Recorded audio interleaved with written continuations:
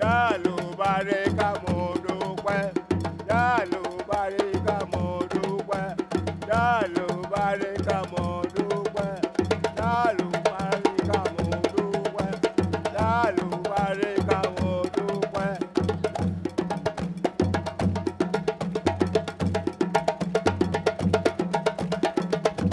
Lolo, lolo.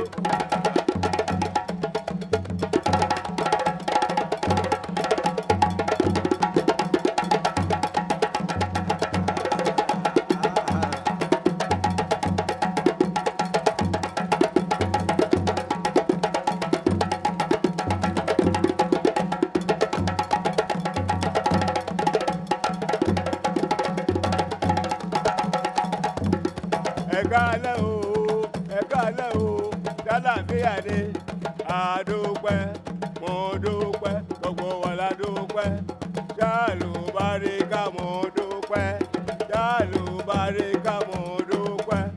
Jálùbáríkà mo dúpẹ́. Jálùbáríkà mo dúpẹ́. Ẹ káalẹ́ o, ẹ káalẹ́ o. Thank you very much. Yeah. Kilele, together, kilele, kilele, kilele, kilele. Awo, awo, answer. Awo. Come on, let me hear you. Awo, awo. Mama, mama, kilele, mama, mama, kilele, baba, baba, kilele, baba, baba, kilele, awo, awo, kilele, oh, ọ̀rẹ́ ará kilele, kilele, kilele,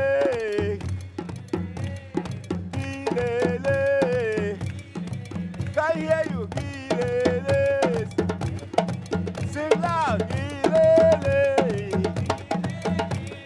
Awo, awo, awo, awo, awo. Mama, mama, kilele. Baba, baba, kilele. Awo, awo, kilele. Ọ̀rẹ́ ará kilele. Oh, kilele, ya. Kilele. Kilele. Awo, awo. Awo, awo, awo. Mama, mama, kilele. Mama, mama, kilele. Baba, baba, kilele. Awo, awo, kilele. Ọ̀rẹ́ ará kilele. Òǹkè, òǹkè, òǹkè, òdìyà àpàrò, òǹkè, ògìrìyà. Aláyé òjìrè, Ifá òjìrè, Ọ̀rúnmìlà òjìrè. Òǹkè, òǹkè, òǹkè, òǹkè, ògìrìyà. Òǹkè, ògìrìyà àpàrò. Aláyé òjìrè, Ifá òjìrè, Ọ̀rúnmìlà òjìrè. Òǹkè, òǹkè, òǹkè, ògìrìyà àpàrò. Ògìrìyà àpàrò. Ògìrìyà àpàrò. Ògìrìyà àpàrò. Aláyé òjìrè, Ifá òjìrè, Ọ̀rúnmìlà òjìrè. Òǹkè, ògìrìyà àpàrò.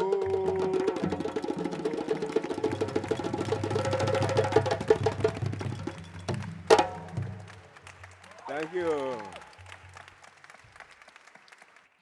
My name is Bryant Keith Alexander. I serve as the Dean of the College of Communication and Fine Arts here at LMU, and I'm also serving as the Interim Dean for the School of Film and Television. What a wonderful evening, and thank you for joining us for what is going to be a spectacular time. On behalf of Dr. Timothy Law Snyder, President of Loyola Marymount University, It is a pleasure to welcome you to what is the inaugural Global Conversation Series, beginning with our two distinguished, highly accomplished, and beautiful scholars, Wole Soyinka and Henry Louis Gates, Jr.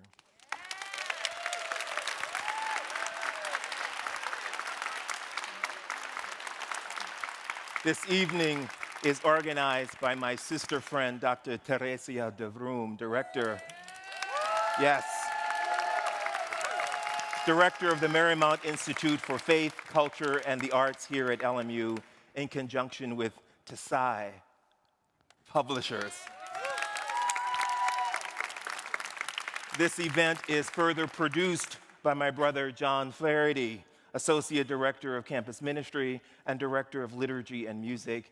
He is the facilitator of the phenomenal musical accompaniment that we have engaged as processional, that we will engage as interlude, as recessional, and musical, cultural dialogue throughout our evening. This evening, we have the pleasure to share space and time with two of the most influential African and African American gentle men in this country and beyond. Wole Soyinka is a Nobel laureate, writer, activist, and former President's Marymount Professor in Residence here at LMU. Welcome back, sir. He is joined in conversation this evening with Emmy Award-winning filmmaker, prolific literary and cultural scholar, journalist, and institution builder, Dr. Henry Louis Gates, Jr. Welcome, sir. We are blessed to have them both with us this evening. Throughout their separate bodies of work, written, professed, and profound, they have offered us ways of understanding the relational infrastructure of language and culture of African and African American peoples as both particular and plural, as historic and dynamically living and thriving.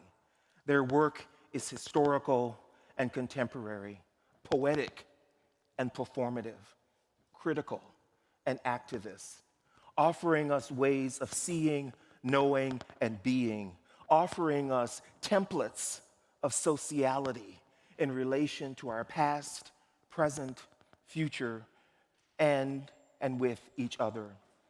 To each of them, we are indebted, deeply indebted, for what they have offered the world and each of us in very personal, academic, and spiritual ways. It is the tradition at the beginning of each of these types of events on this campus to offer a prayer to further activate our time together and bring into our presence the blessings of our God. And while LMU is rooted in our Catholic faith with the informing orders of the Jesuits, the Religious of the Sacred Heart of Mary, and the Sisters of St. Joseph's of Orange, I invite you all, and through your own diverse cosmologies of faith, of religious practice and spirituality, to open up a space in your mind and in your heart, to call forth the blessings of the sun, of the moon, of the celestial ancestors to bear upon the wonder of our time together here, knowing that unrest exists in the world, and knowing that our planet is in great threat and despair.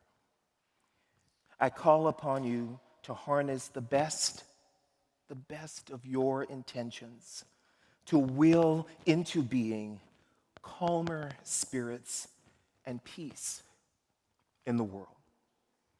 This is my humble prayer. This is my solemn request as we give thanks for this opportunity for us to be together in peace and in promise as men and women with and for each other. Can I get an amen?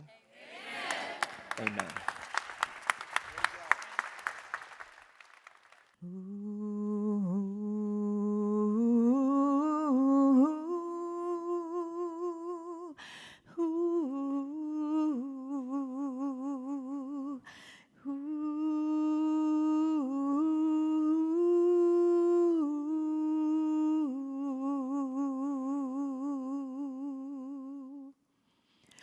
Down by the riverside, I'm gonna walk in the ways of peace. Walk with me now.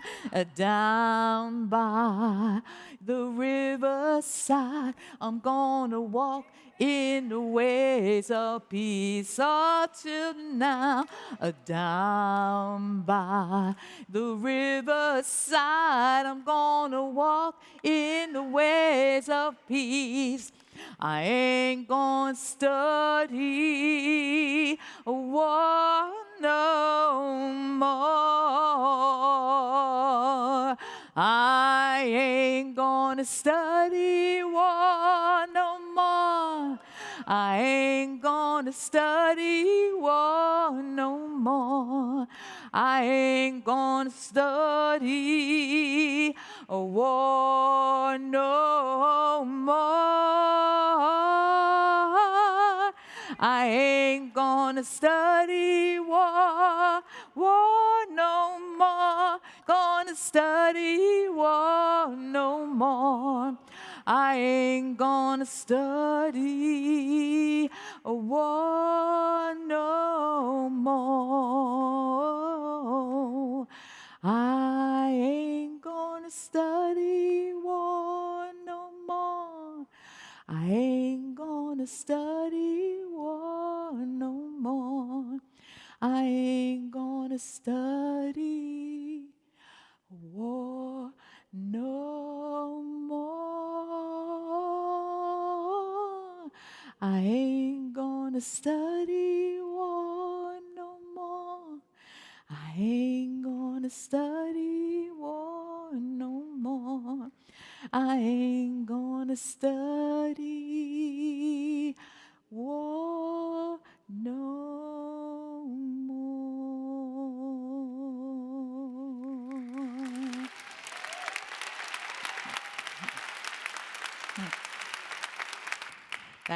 That comes from the tradition of the historic Negro spirituals, Black Civil War soldiers fighting for their own freedom and yet singing, ain't gonna study war no more. Well, there are many of my students, my theology students here tonight, and they're so excited that Dr. Gates is here because we've been watching all of your shows, Finding Your Roots and, the Black Church. This is our story. This is our song. And at the very end of the Black Church,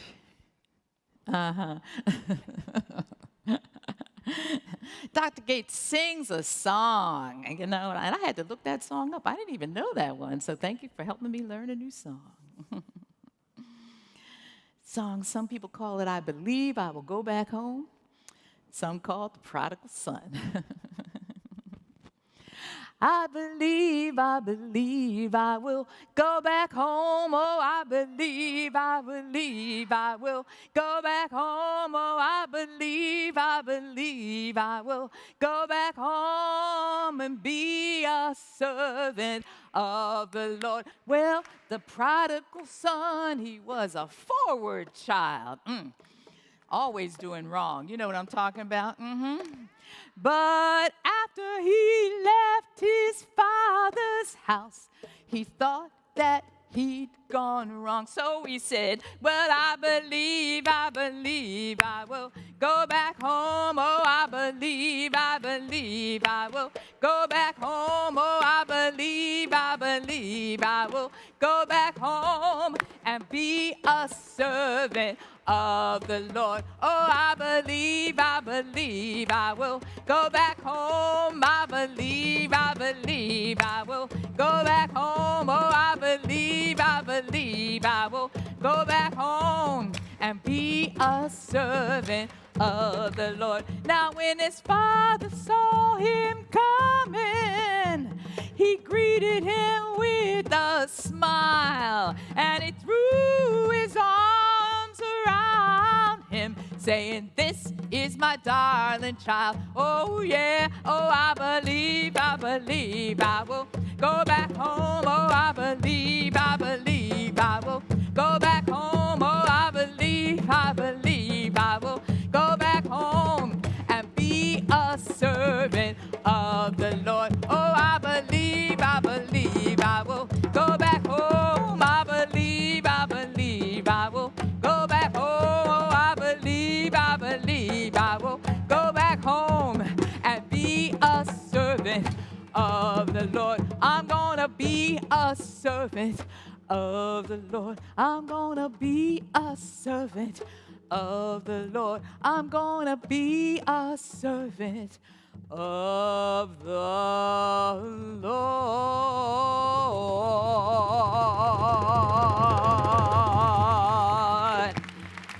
Woo! All right. Amen. Amen. Amen. Woo! All right. Thank you so much. Thank you. Woo! Yeah, yeah. That's my song. Thank you all for being here. I'm Teresia DeVrome, and this is my wonderful, brilliant colleague, Julia Lee. We're both in the English department. And part of our theme tonight will be about mentorship a little bit.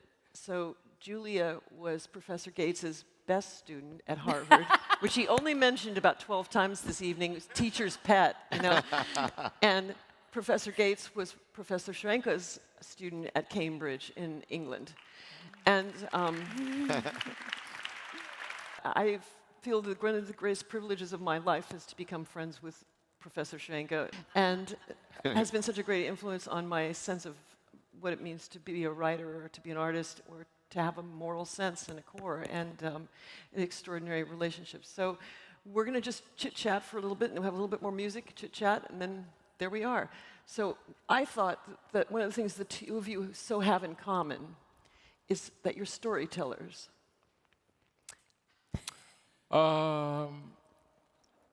Youth before age. Was there a question? Yes, in that? meaning that I think that even when you write academic, you're both academics, you're both professors, you're both teachers, but when you write your academic work, and you're a playwright and a poet and a memorist, and you as well, you're always telling stories. Yes. And that's very different from a lot of academic pursuits sometimes, right? Well, my father, whom Wole knew, was a fabulous storyteller. He was hilariously funny. My father was so funny, he made Red Fox look like an undertaker. And he loved stories, and he communicated in stories. And where I grew up in eastern West Virginia, everybody told stories. But if you, it's a little bit like Zora Neale Hurston when she went back to Eatonville in Florida. But first of all, Professor Harris, I had never heard the Prodigal Son sung outside of Walden Methodist Church till today. And that is my favorite hymn. The choir sang it at my mother's funeral. So God bless you for doing that. And when I was a graduate student, I was his student. I studied history at Yale as an undergraduate. And then I got a fellowship to go to the University of Cambridge. I got a Mellon Fellowship. I was the first African American to get a Mellon Fellowship. My father, and I called him, and I called my parents. When I was growing up, I wanted to go to Harvard and Yale, and I wanted to go to Oxford and Cambridge, because on TV, that's where they said smart people had gone. And my father's first cousin had graduated from Harvard Law School in 1949. So that was sort of in the family lore. And his wife, who was black, got a PhD in comparative literature in 1955. So that was sort of that. Then I wanted to go to Oxford and Cambridge, because Rhodes Scholars went to Oxford. And so I applied to all these fellowships. I applied to Teresia 7 fellowships. Wow. And I was a finalist for all these fellowships, and I wasn't getting any. I was finalist for the Rhodes, the Marshall, the Fulbright. So my girlfriend, who was Linda Darling, some of you know Linda Darling Hammond up at Stanford. We were junior item at Yale. And she said, just go in there and be yourself. Stop trying to pretend to be somebody you're not. So I went in, I was my own little funky self. And I got the fellowship, I got the Mellon Fellowship. And it was one of the happiest days of my life. And I went back to Calhoun College at Yale, and I called my parents, and my father answered the phone. I said, Daddy, Daddy, put Mama on the extension phone. Remember, in those days, you didn't have 2 phones. You had a phone and an extension phone. And she was upstairs, and Daddy was downstairs. And I said, Mom and Daddy, you'll never believe it, you'll never believe it. I got a Mellon Fellowship. I'm going to Cambridge. I'm at Mellon Fellowship. And Daddy said, I'm the first Afro-American, remember this is 1973, to get a Mellon Fellowship. And without missing a beat, Daddy said, you're the first Negro to get a Mellon Fellowship? I said, yeah, Daddy. He said, they're going to call it the Watermelon Fellowship from now on. That's my father. So when I came of age as a graduate student, post-structuralism and deconstruction, they were the discourses that were reigning supreme. And my brother, I only have one brother, no sisters. My brother's 5 years older. Paul, he's an oral surgeon. And he heard me speak, and he said, when are you going to write something that Mama and Daddy can understand? And that really, that moved me. And I went down, right at the same time, I was asked to give a talk at an honors seminar at Howard University. I'd completely forgotten this. And so I gave a talk called Binary Oppositions in Chapter 1 of Frederick Douglass's narrative, okay? And, you know, I was in my stride, man. I was reconstructing and deconstructing, and everything was cool. And at the end of my hour presentation, I had very polite applause. And then I said, I'll take questions. And a young black man in the back, everybody was black, you know, it was Howard University. I said, yes, sir. And he said, yeah, brother, all we want to know is, was Booker T. Washington Uncle Tom or not? That was a polite way for the tradition to tell me to, as Alice Walker put it, stop talking as if I had books in my mouth. And so I trained my students. We had to know about theory, but you have to know how to say it in a language that your parents can understand. And I think that's a good lesson for all of us. So. Absolutely. No, you know, when you're speaking, saying what you wanted to do, what you ended up doing, I suddenly remembered something I'd forgotten for donkey years, that in fact it was to an American university that I first applied when I decided I wanted to study literature. And why did I pick America? I was told that America was awash with scholarships, whereas the British were very mean with theirs. You hardly ever could extract a scholarship out of a British university. So I remember now that as I was leaving school, I applied to, you said you applied to 7 fellowships. I think, you know, post was quite cheap at the time. So I think I mailed at least 77 applications to various universities. I just got the directory out and started applying. I wasn't the only one. That's great. And I got the admissions all right, but not one offer of a scholarship. So I went back to my university college, and fortunately, I was able to get a scholarship, which took me to Leeds. Now, how did I get to Leeds?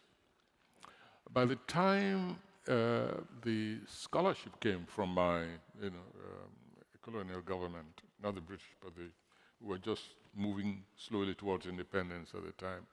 By the time I got the scholarship, I got that first before I had a place to go to. So the question was, where did I want to go? Now, you know, the 3 main universities that we knew of, we colonial creatures at the time were Oxford, Cambridge, and London. And my university college was actually a part of London. So I said, well, I'm already in University of London, so let me try the other two. Tried Oxford, tried Cambridge, mailed the letters. I never even heard from them. So I brought out the map, and I remember I sat with one of my teachers, brought out the map, and I remember he asking me, why are you looking at a map? I thought you said you wanted to go and study English literature. What has geography got to do with it? So I said, well, I've heard about what happens in England, that the sun never shines, permanently cold, but I remember my geography, and I know that the further you went from the equator, the colder it got. So this is a map of England, where my scholarship is supposed to take me. So this is the equator. I'm looking for whichever university was closest to the equator, because that's where I'm going. That's great. And I got admitted to Edinburgh, and I got admitted to another one, both of them in the wilds of Scotland.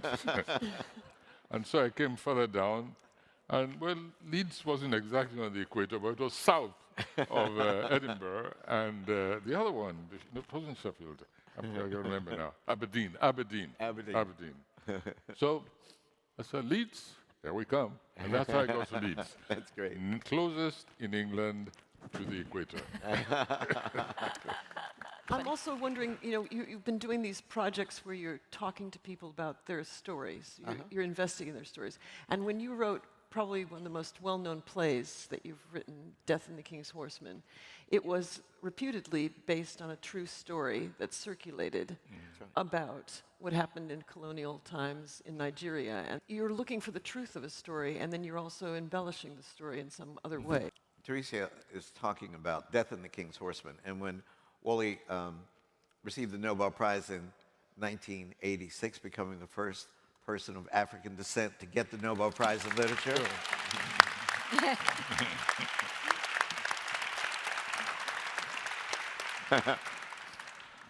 I was his guest in Stockholm.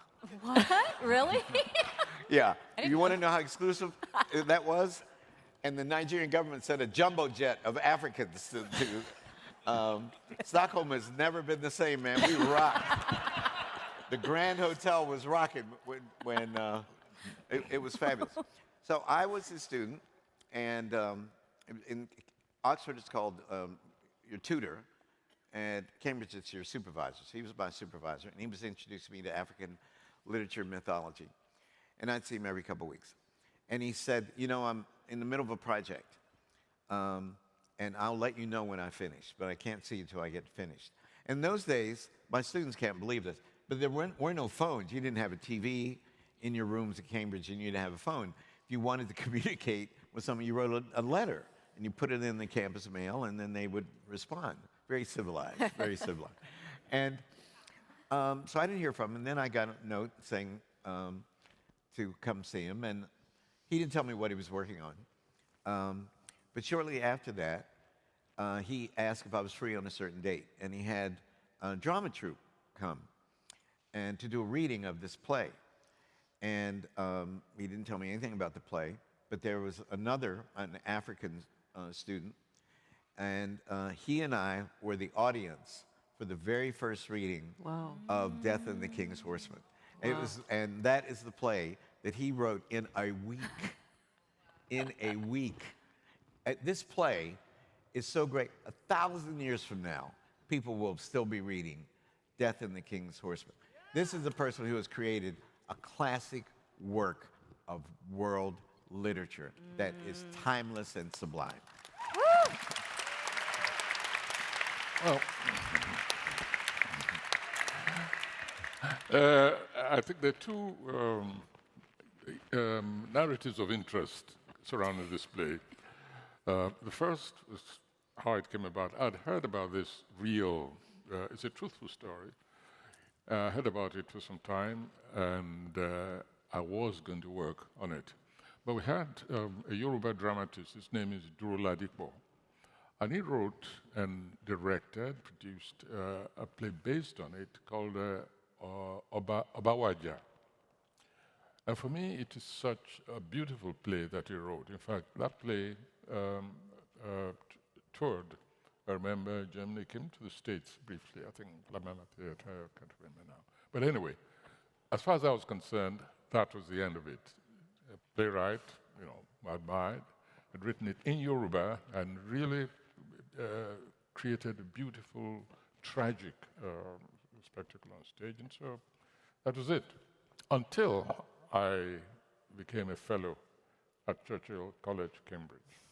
I used to go down for my coffee every morning, and on a plinth at the top of the stairs was the bust of Winston Churchill, the great colonialist. What we have, we hold. And each time I came down, I just remember the entire history of British colonialism in general, and what, as far as I was concerned, the enormous damage they did to Africans. And I would look at this bust, and there was I enjoying the hospitality of this college named after him. And I had this overwhelming impulse to just give it a shove and send it crashing down. Because this play was about, clash of interests, clash of values, and so on between the British colonial powers and traditional society. So it was an overwhelming test, but I managed to suppress it. And eventually one day, it occurred to me, well, Joe Ladipo had written this play already, the play about 10 years or so. And this story came back fully. And I had to get it out of my system. And so, these things, when it was ready, it was ready. I thought about it for quite a while before I sat down to it, and I locked myself in my flat apartment there. In fact, it nearly got me thrown out of Cambridge. It wouldn't have done it, but at least there would have been quite an incident, because the cleaner, the housekeeper insisted she wanted to come and clean the room. After the second day, she kept knocking. I didn't tell you this. She would knock on the door and insist that I was ruining her work by not letting her come into my room. And I think the third day, when things really got to a pitch where she knocked on the door, I opened the door and said, "Get out of my sight, you racist cow."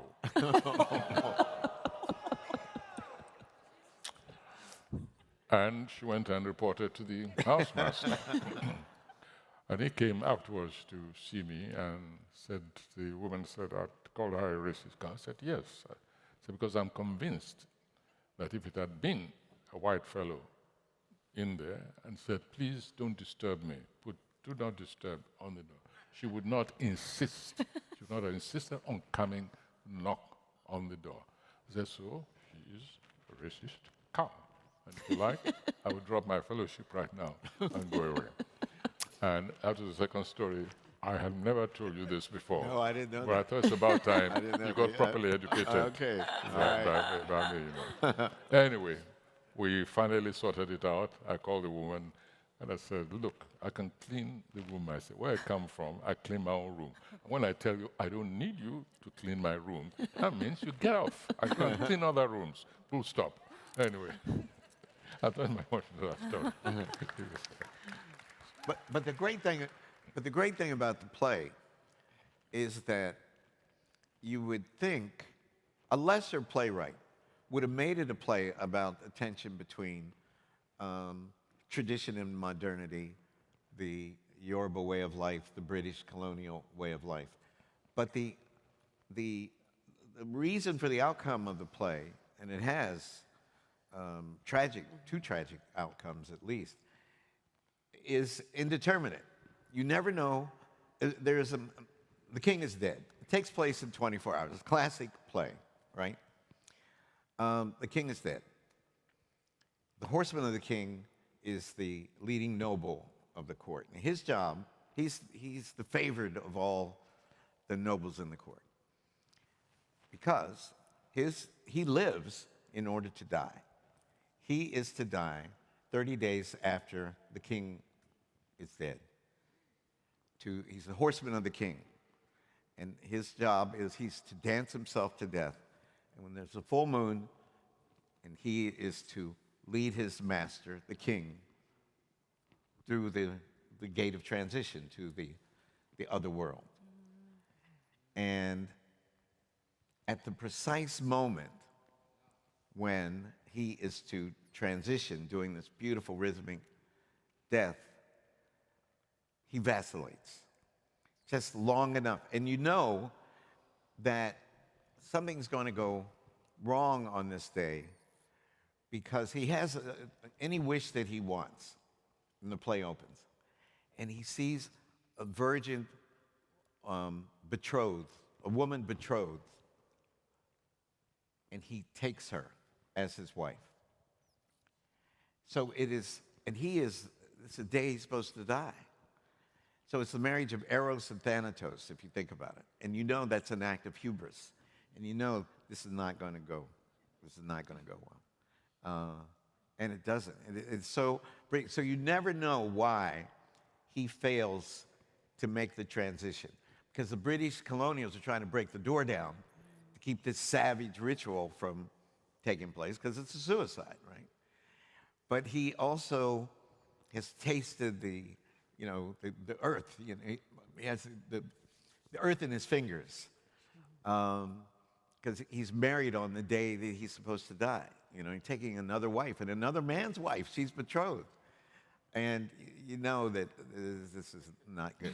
So that is why he's a genius. And you never know why this guy doesn't die, and ultimately he does die. But as the lady of the marketplace says, "But oh, how late it is! But oh, how late it is!" It's great. So, Professor Gates, I wanted to ask you a little bit more about how you first, was it through Wole that you became interested in Africa, or could you tell us a story about how you first developed an interest in I got studying? interested in Africa in 1960 when I was, that was my 10th year, I was born in 1950. And that was the great year of African independence. I always forget if it was 16 countries or 17 countries or 19 countries became independent, including Nigeria. And I was in the 5th grade, and I memorized the names of all. We had a weekly, a map of current events that would come. And there would be like 10 stories, and they would put the numbers on the countries. And that was Patrice Lumumba, and Chambe, and the Belgians, and the Congo, and all those other things that were unfolding on the African continent. And I memorized the names of each of the African countries and the names of their leaders. And I thought it was so, well, I memorized it the way that Walter Cronkite said them on TV, or Walter Winchell, or whoever it was. And that same year, in Reader's Digest, there was a story. We got Reader's Digest every month, and Reader's Digest condensed books. Remember those? Mm-hmm. And there was a story in Reader's Digest about a little African boy who had walked across the equator and had ended up in, I don't know, Seattle or someplace, and been saved by missionaries, and then had been fleeing a war or something. And I was intrigued with that idea of walking across the equator. And so when I was 19, and there was no reason for me to be, nobody in my hometown was interested in Africa, nobody in my household was interested in Africa. And when I was went off to Yale, Yale had a program called 5-year BA. And between your sophomore and junior year, 12 people were chosen. It was very competitive.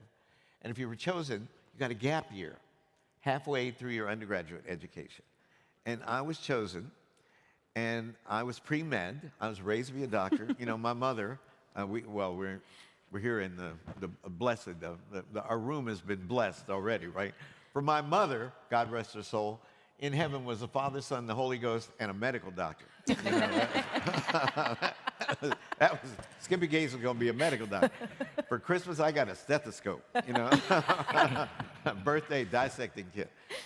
And so I went off to Tanzania to work in an Anglican mission hospital. Gates are Episcopalian. An Anglican mission hospital in central Tanzania, in the bush. And that year, I flew from, you know, in those days, air miles, they didn't have frequent flyer miles, you had air miles. So if Wally's JFK, and that man over there is Dar es Salaam Airport, I happen to remember there are 11,000 air miles between JFK and Dar es Salaam. So, and you could stop anywhere in between. And I had Europe on $5 a day. Remember that book? Europe on $5 a day, backpack, a pair of sandals, blue jeans, you know, 3 books, and $500 for the year. And I went from New York to London to Paris to Amsterdam to Rome to Athens to Tel Aviv to Addis Ababa to Nairobi to Dar es Salaam over 2 months. And then I went out to the bush, and I lived there from August till December, and moved into Dar es Salaam. And I wanted to go to Zanzibar, so I'm at the dock. And one night we sailed a dhow, which is a fishing boat, Arab fishing boat, D-H-O-W. And there was this white guy who had just graduated from Harvard and been kicked out of then Southwest Africa, which is now Namibia. And we met there, and you know, for $1 or something, you could hop a ride on a fishing boat and go to Zanzibar. And halfway to Zanzibar, with this big, beautiful sky, you could see the Southern Cross, you know, which you can't see up here. He told me his fantasy was to go from Cape to Cairo, like Cecil Rhodes wanted to build the railroad. And my fantasy, because of that story I'd read when I was in 1960, was to hitchhike across the equator. We flipped a coin, I won, and we hitchhiked across the equator. I went from the Indian Ocean to the Atlantic Ocean without ever leaving the ground. And this guy who did it with me went to law school and then became an Episcopal priest. And my wife says, it's a good thing he's a priest because nobody would believe I ever hitchhiked across anywhere. But it's true. So when I met him, I had been across the continent, and I had visited 6 African countries, including Nigeria. Just after he was, for those of you who don't know, he was in prison during the Biafran Civil War for 27 months, 24 months in solitary confinement. And I went to Nigeria in February of 1971. And where were you in February 1971? I think I'd moved because I'd been released from prison then, and I went into self-exile just to get away for some time. So around that time, I was just an itinerant lecturer. I don't think I had a particular, mostly in the south of France, I think in Belmonte, where I borrowed a cottage from Gerald Moore, and that's where I wrote The Man Died, Prison Memoirs. Yeah, so I think The I Man was in Died. southern France. That's his prison memoirs. So he gets out of jail. He, 27 months, he writes, out of prison, sorry. He writes his prison memoirs, and he publishes them, and they try to put him in prison all over again. So that's why he's in England when I got the fellowship, and we ended up at Cambridge. God works in mysterious ways. Isn't that true? Oh. So we're going to take a little tiny break, and we're going to have Betty G, who is the Barbra Streisand of Ethiopia. This is true. Sing us a little song. So this song is a metaphor, butterfly. You know, a butterfly goes through different stages before she flies away. And as human beings, not just human beings, but countries and everything goes through different stages. But sometimes we forget that we are destined to be butterflies. So it's actually to say, don't worry what's happening today or whatever challenges we're facing. We're just one stage away from becoming a butterfly and flying away.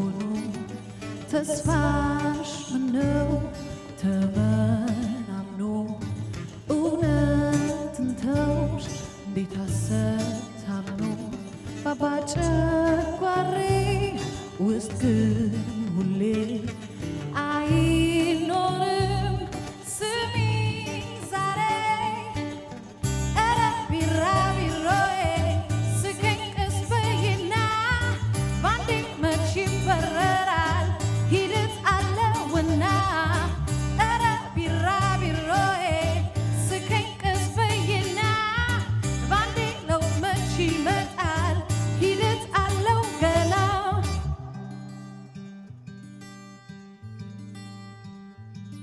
ቢያነሳም እግሩን ጨፍልቆ ሊያጣብቅሽ ከመሬት ጥሎ መብረር ግን አለ ጊዜው ደርሶ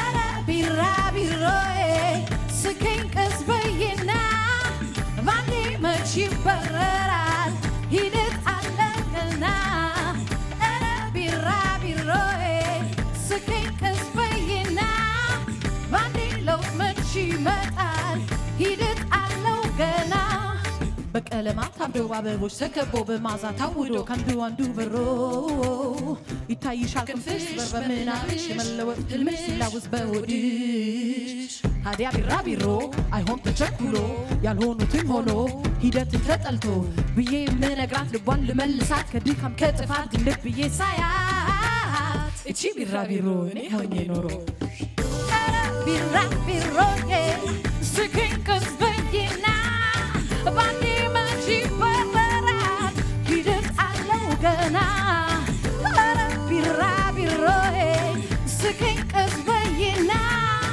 ባንዴ ለውጥ መች ይመጣል ሂደት አለው ገና ኧረ ቢራቢሮዬ ስቀኝ ቀስ በይና ባንዴ መች ይበረራል ሂደት አለው ገና ኧረ ቢራቢሮዬ ስቀኝ ቀስ በይና ባንዴ ለውጥ መች ይመጣል ሂደት አለው ገና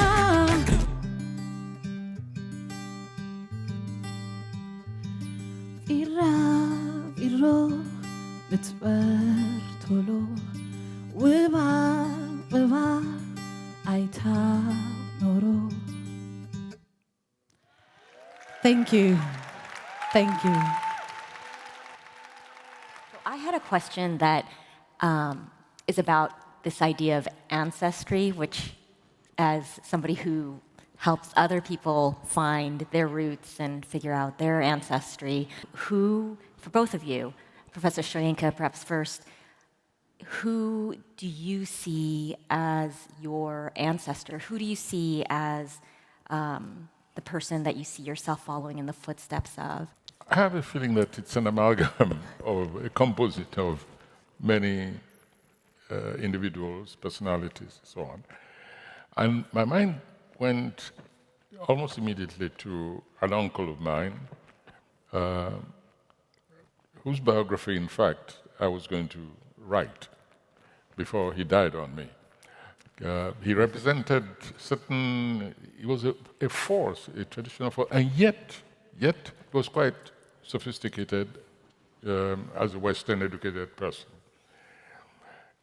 He combined in the most astonishing way, shall we say, the best of tradition, whether the arts, whether ceremonials, human relationships, the sense of community, and so on and so forth.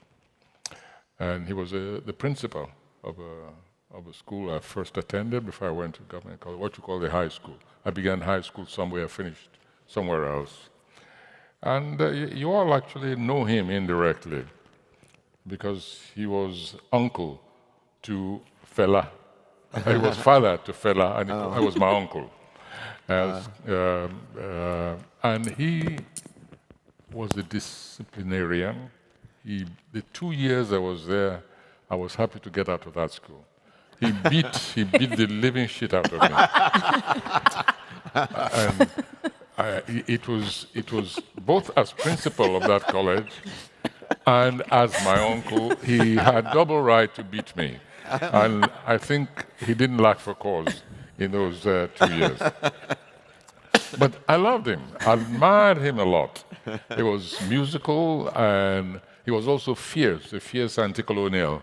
He and his wife, Bere, Mrs. Ransom Kuti, his wife led the women in their rebellion against a feudal tyrant, the Alaki of Abeokuta. I acted as courier among the... So I admired the two of them. But he fascinated me a lot more because there was just something so... He was dynamo in itself, and yet he could be very gentle. And he had a remarkable sense of justice. And his notion of justice was this.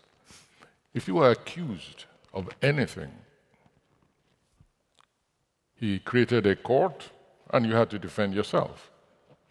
Even if he was convinced, if he had seen that student actually stealing or beating up a junior people, if that individual, that criminal, could argue successfully and convince him, he freed him. It didn't matter if he caught, as he did very often, because he also had a poultry, as he caught some of the senior boys stealing his chicken, and so on and so forth. And he said, all right, what happened there? If you made a good case, he acquitted and discharged you, and that was it. Wow. He was a very strange person. And I admired him a lot. He was just weird.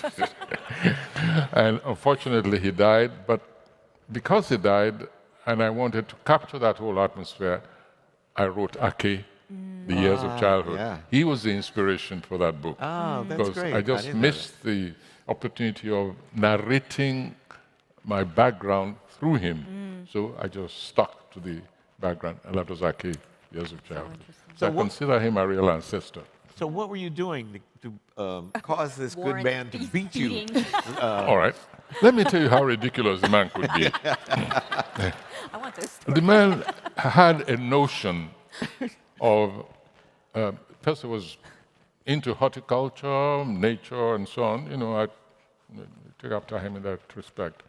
And the football field, or any lawn at all, must be kept green. But not merely kept green, it had to be populated by what you called good grass. There was good grass, not marijuana, and bad grass. And we as school pupils, we had our portions of those lawns and those fields, which we were supposed to keep clean, green, and without bad grass. But I found the distinction so ludicrous. And I would even sometimes attempt to hide the good bad grass on them. And his eyes were so sharp and would home in. I mean, we had several students, over 100 students with their own patches of lawn. He would come to mine. And then, what is that? Just things like that. You deserve to be beaten. Ah, come on. Good grass, bad grass. Go ahead. That's the grass. He's a character. That's great. And so he was fellow Ransom Cooty's father. That's amazing. Yeah, that's right. And I love just rambling around the woods, you know, just next to the school. When I was supposed to be plucking the bad grass. So fellow was your first cousin? Yes, that's my Fellow's first your cousin. first. What about that for good genes, huh?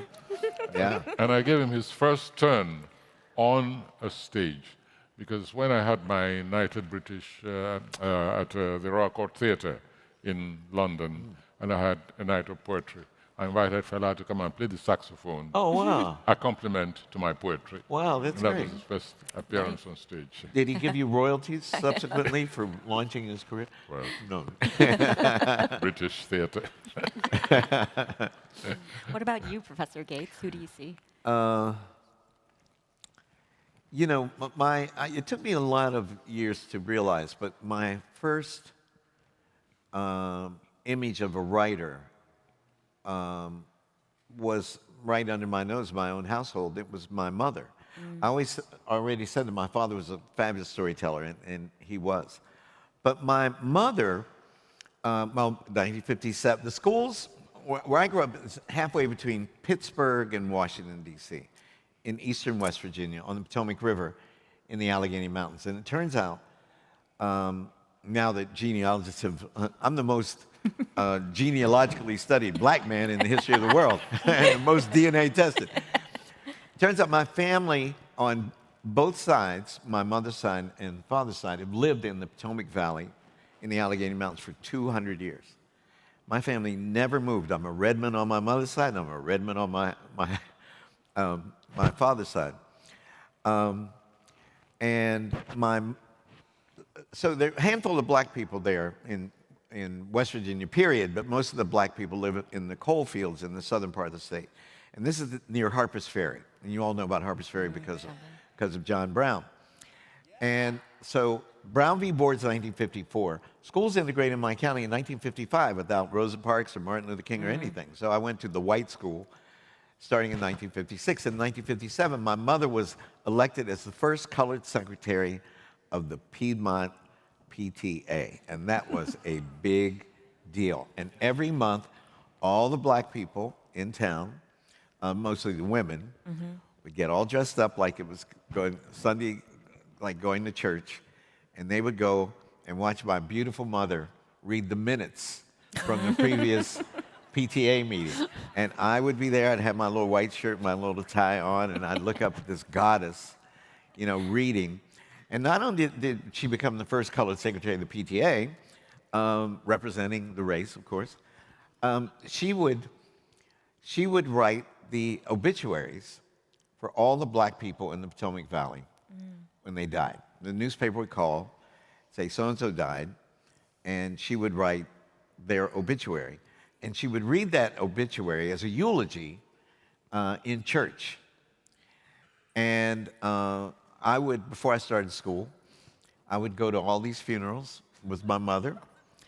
And if Daddy was off from work, he would go. And I remember one time, and she would just, you know, my mother had the capacity to name the person that you wanted to be in your heart before the world had prevented you from becoming that person. She knew how to sense a person off.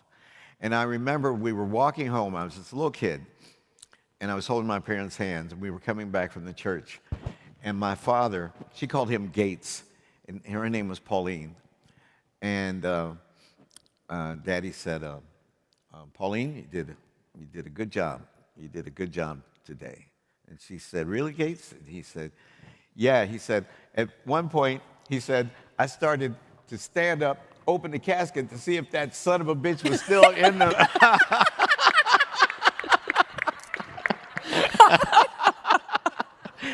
And I laughed, and she laughed, and that was like getting A+ on her eulogy. And it took me years to realize that, in part, the compulsion I have for genealogy came from my mother doing people's obituaries. That was the first glimpse, you know, assessing a life and doing a biography. And in fact, I did my first family tree. I know the day I did my first family tree. It was July 3rd, 1960, because it was the day after we buried Edward St. Lawrence Gates, who was my grandfather, Pop Gates. And my father took my brother and me up to look at his, up to the open casket. It was the first time I was that close to a corpse, which was terrifying to me. And then we went over we buried him. And my grandfather looked white. I mean, he could have passed for white. And I remember standing there at the casket thinking how absurd he looked, because he looked like, we called him Casper behind his back. He was so white. So you can imagine, if he looked like a ghost with blood coursing through his veins, you can imagine how white he looked dead. He looked like he had been coated with alabaster and sprinkled with baby powder. And I just thought he looked ridiculous. And I'm standing there holding my father's hand, looking at him, and I heard this noise from my father, and I thought my father was laughing at how ridiculously white his father looked. And I started to laugh too. And I looked up, and the noise I heard, my father was crying. So I thought my life had ended, that this was the most embarrassing thing that I ever could do, laughing at the open casket of my grandfather. But fortunately, I was, you know, a little kid. Nobody even noticed me. So when I started to cry, right? So it was very traumatic. And after we buried my father, we came back to the Gates family home. And my father took my brother and me upstairs to his parents' bedroom. And we still own that house. My cousin Johnny Gates owns that house. And there's a sun porch off the bedroom.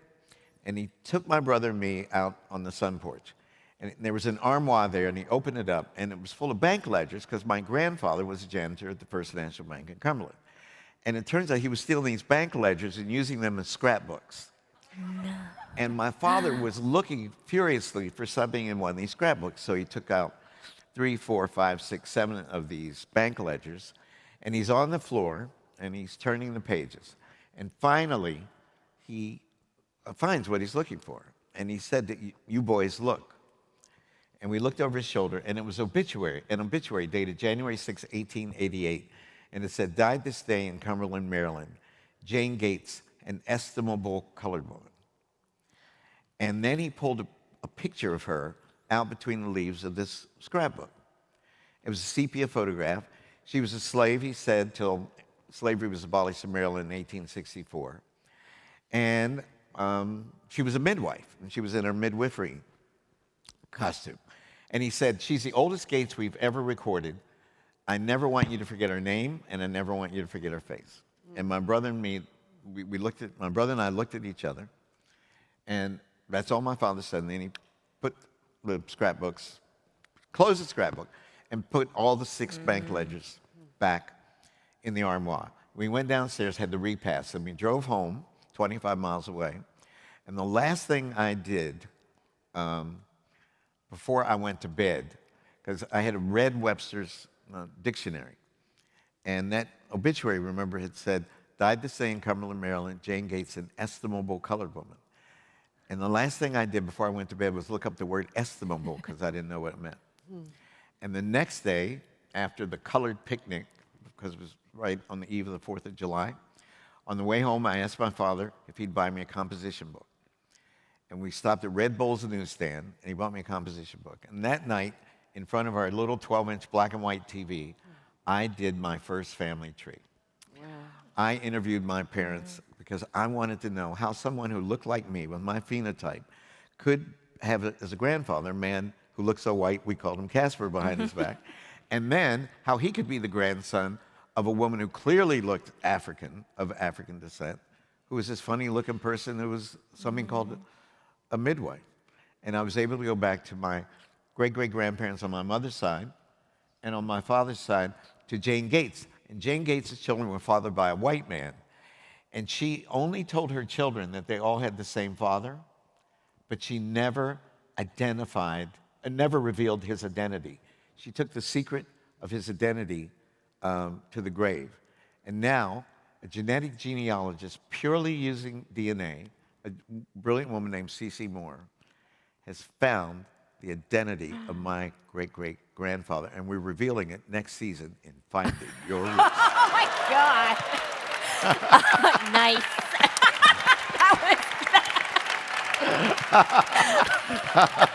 That was a nice wind-up.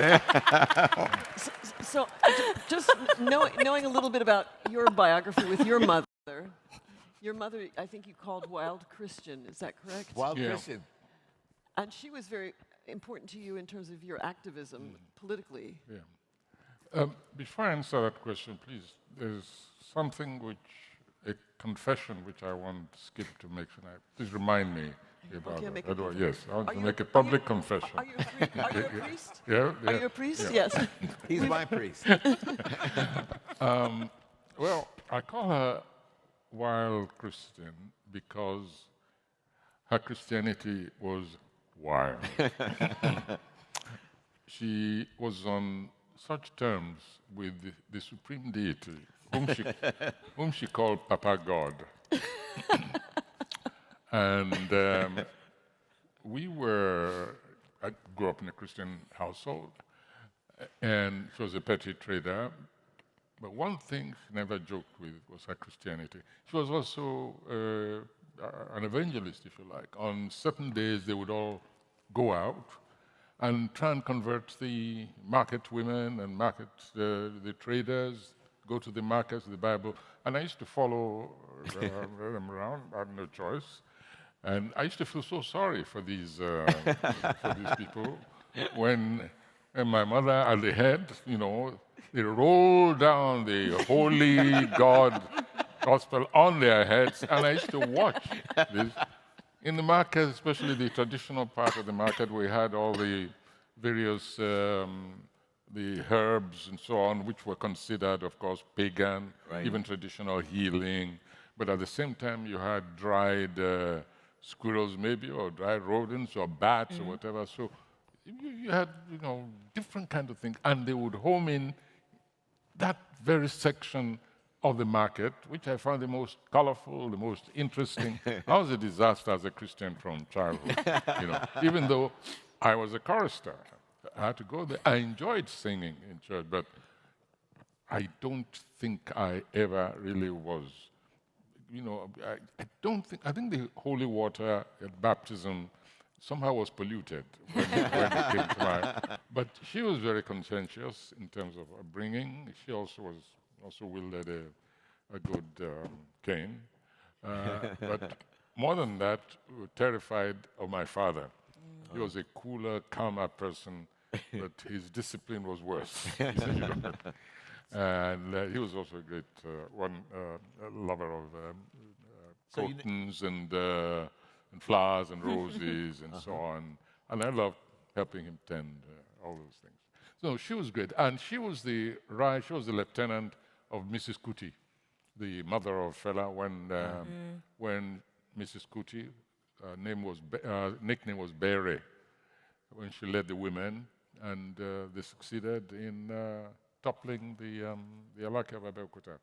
And since I was very small, they used me as courier between the women when they laid siege to the palace, demanding the abdication of the. I enjoyed it enormously. I think that aspect of conflict is something which appealed to me. But my mother was right in the middle of it. Yes. You also have a real deep connection to Yoruba gods and the tradition of.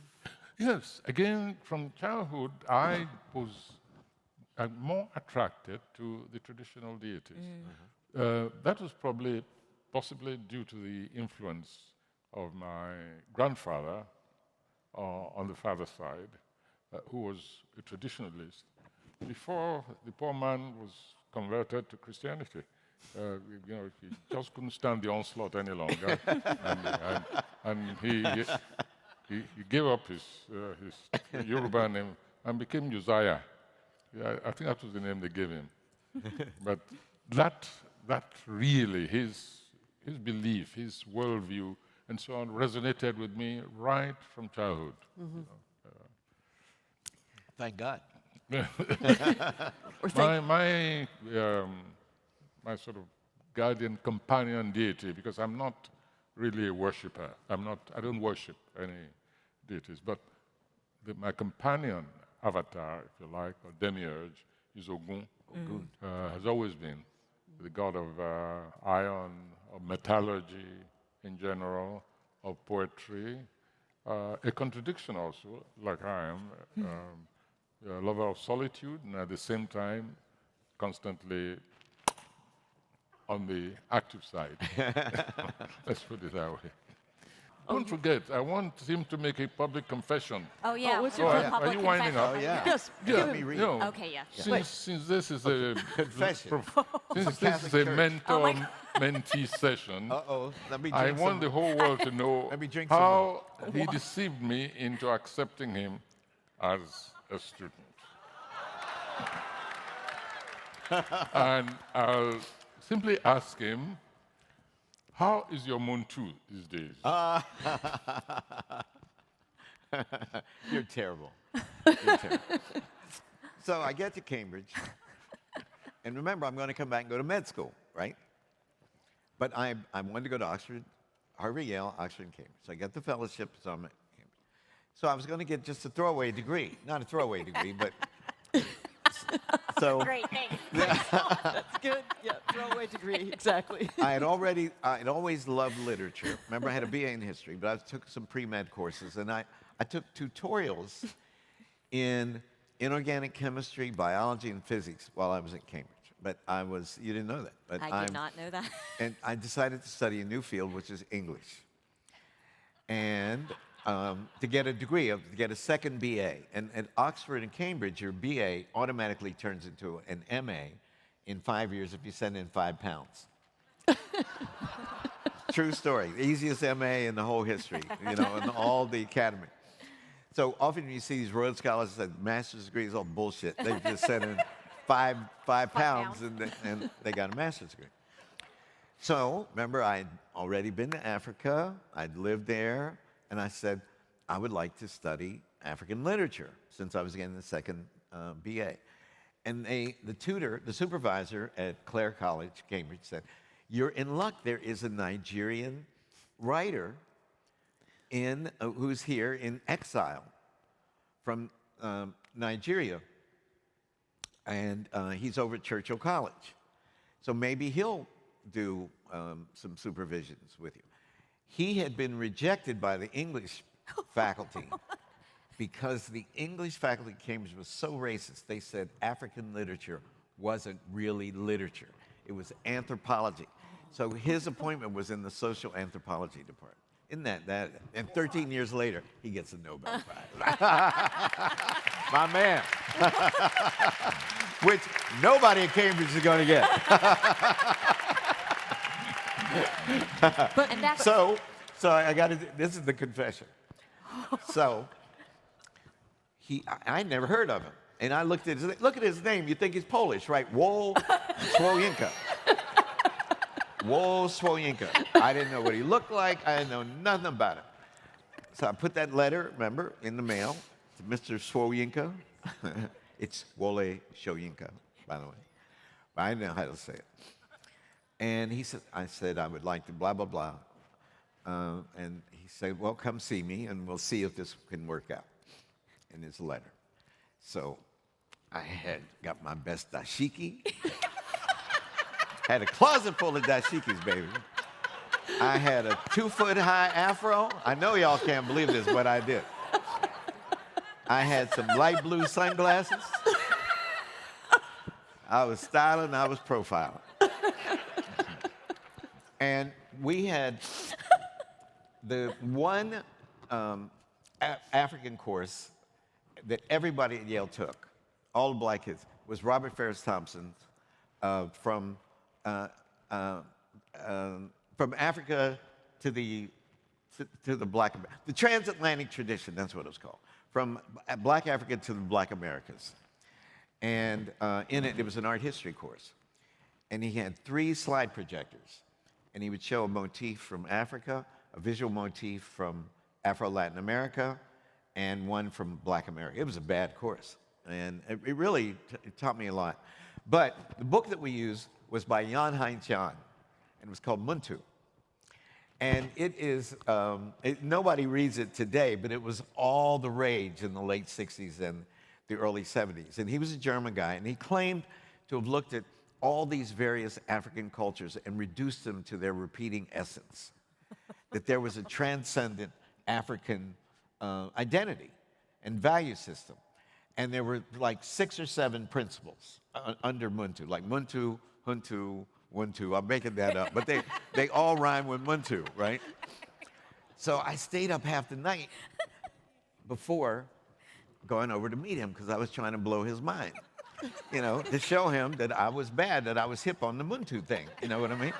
So I'm walking from from Clare College over to Churchill College, and Afro's kind of blowing in the wind, and I'm going, Muntu, Huntu, Nuntu, So I finally find his rooms at Churchill College, and I beat on the door. And he opened the door. Ladies and gentlemen, it was like that. He opened the door, he looked up and saw my afro. He went like that. and he said, okay, you can come in. And so I go in, and, you know, he's like King Wally, right? I mean, he's the same guy there, but it was 49 years ago. 49 years ago we met. That's what a blessing that is. And he asked me what I knew about Africa, and I told him I lived in Tanzania, and told him about hitchhiking across the equator, and I'd been to Nigeria. But I told him I didn't know much about African literature, but I would really like to learn. And then I was taking on a new field, the study of English literature, and he said, okay. And just when I was about to, you know, reach in my hip pocket and pull out my knowledge of Muntu, he said, you know something? I'm going to tell you why I'm going to take you on as a student. And I said, well, why is that, sir? And he said, because you're the only African-American I ever met who didn't give me that Muntu bullshit.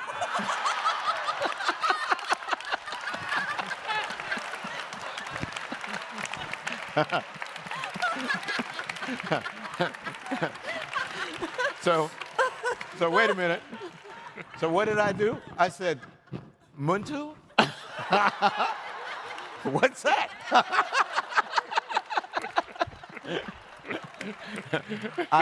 As black people say, I swear for God. That is a true story.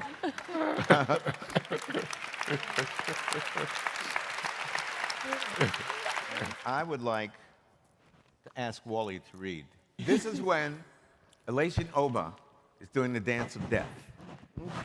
And the praise singer and the mother of the market are talking to him, and he's dancing himself into the trance that's going to end his life. So remember, he can escort his king through the passageway of transition to the other world. Yeah, this is Elation and his praise singer, who's sort of chanting him towards the abyss of transition. Praise singer and Elation. Elation, Alaafin, can you hear my voice? Faintly, my friend, faintly. Elation, Alaafin, can you hear my call? Faintly, my king, faintly. Is your memory sound, Elation? Shall my voice be a blade of grass and tickle the armpit of the past? My memory needs no prodding, but what do you wish to say to me? Only what has been spoken, only what concerns the dying wish of the Father of all. It is buried like seed yam in my mind. This is the season of quick rains, the harvest. Is this moment due for gathering? If you cannot come, I said, swear you'll tell my favorite horse I shall ride on through the gates alone.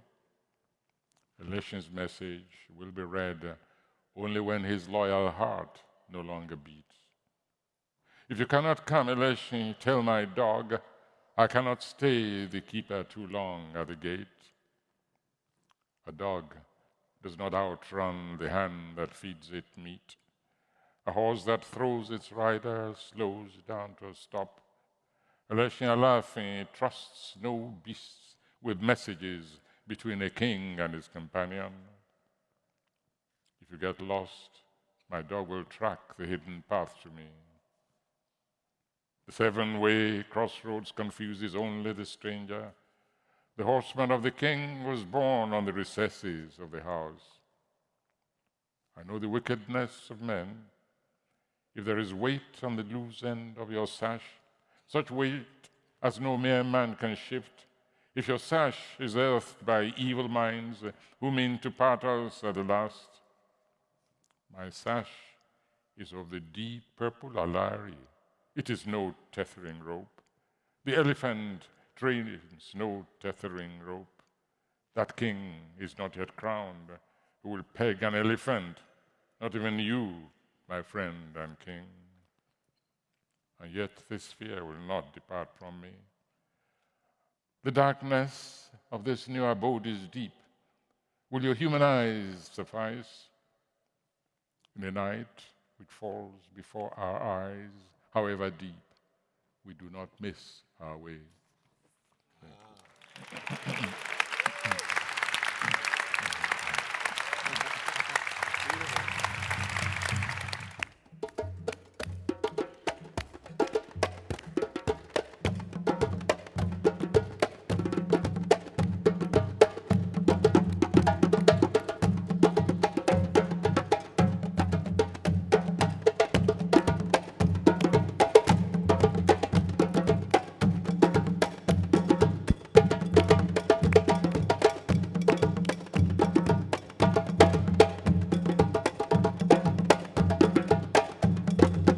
Ain't gonna let nobody turn me round, turn me round, turn me round. Ain't gonna let nobody turn me round. I'm gonna keep on walking, keep on talking, marching up to freedom land.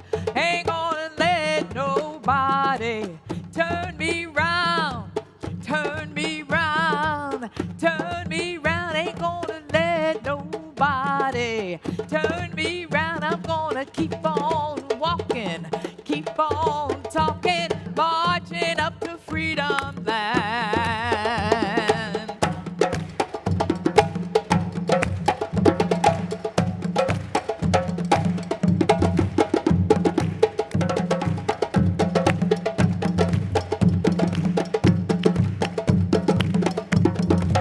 Ain't gonna let injustice turn me round, turn me round, turn me round. Ain't gonna let injustice turn me round. I'm gonna keep on walking, keep on talking, marching up to freedom land. Ain't gonna let nobody turn me round, turn me round, turn me round. Ain't gonna let nobody turn me round. I'm gonna keep on walking, keep on talking, marching up to freedom land.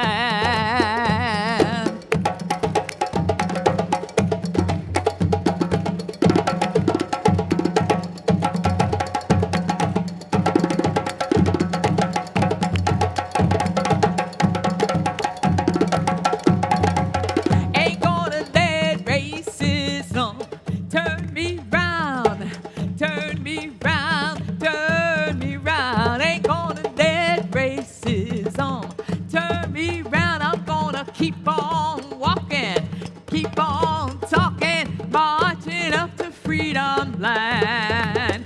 Ain't gonna let nobody turn me round, turn me round, turn me round. Ain't gonna let nobody turn me round. I'm gonna keep on walking, keep on talking, marching up to freedom land. So I'll invite you, if you are able, to please stand up, stand up, stand up, and celebrate these incredible scholars.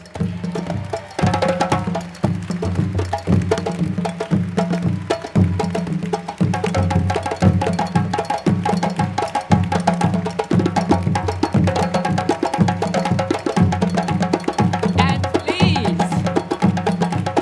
celebrate the people that worked so hard to bring this together today. Woo!